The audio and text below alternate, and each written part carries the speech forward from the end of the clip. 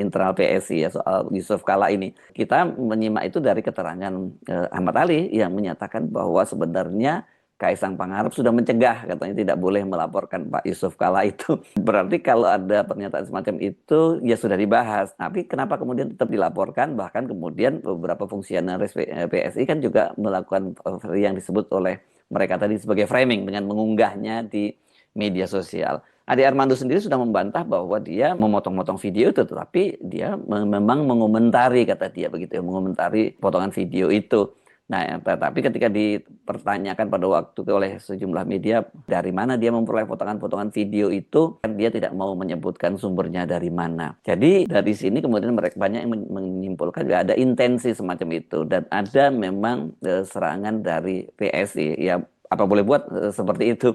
Walaupun belakangan kemudian akhirnya Ahmad Ali mengatakan bahwa dia akan mencoba memediasi dengan Yusuf Kala. Ini kasusnya Kris Natali ya. Kalau soal kasusnya Ade Armando sudah tidak disinggung lagi. Nah, dari sini memang sangat terlihat kemudian benang merahnya ya mereka-mereka ini melakukan serangan terhadap Yusuf Kala karena mereka ini merasa Yusuf Kala menyerang Pak Jokowi lah seperti itu ya. Kita tidak tahu apakah ada komando dari Pak Jokowi atau tidak soal pernyataan Pak Yusuf Kala yang meminta agar Jokowi itu segera menunjukkan ijazahnya kepada publik karena kata Pak Yusuf Kala kan sudah 2 tahun lebih dan ini sudah menguras banyak sekali energi dari masyarakat Indonesia, waktu dan biaya juga dan kemudian banyak orang yang terbawa-bawa termasuk Pak Yusuf Kala yang disebut-sebut membiayai Roy Suryo 5 miliar untuk terus persoalkan ijazahnya Pak Joko Widodo.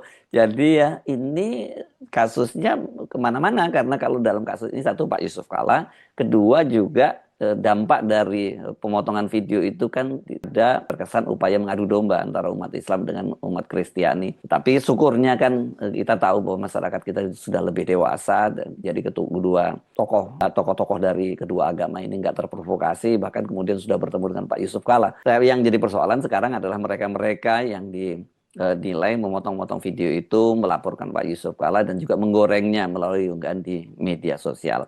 Jadilah selain dilaporkan, makanya sekarang kemudian mereka ini terbukti menjadi komisaris di BUMN. Nah kalau ini di media sosial rame banget karena banyak netizen yang menuntut bahwa mereka nggak rela kalau kemudian uang rakyat yang ada di BUMN itu kemudian untuk menggaji mereka-mereka yang melakukan tindakan-tindakan yang dinilai mengadu domba rakyat. Nah, tapi ini penting juga kita ingatkan bahwa ini tidak akan mudah karena bagaimanapun juga mereka ini berhadapan dengan para pendukung mantan Presiden Joko Widodo yang sampai sekarang ini masih sangat terlihat dia bisa cawe-cawe dan punya akses yang cukup kuat di kekuasaan. Soal ini yang sekarang disoroti oleh mantan Sekretaris Kementerian BUMN Said Didu karena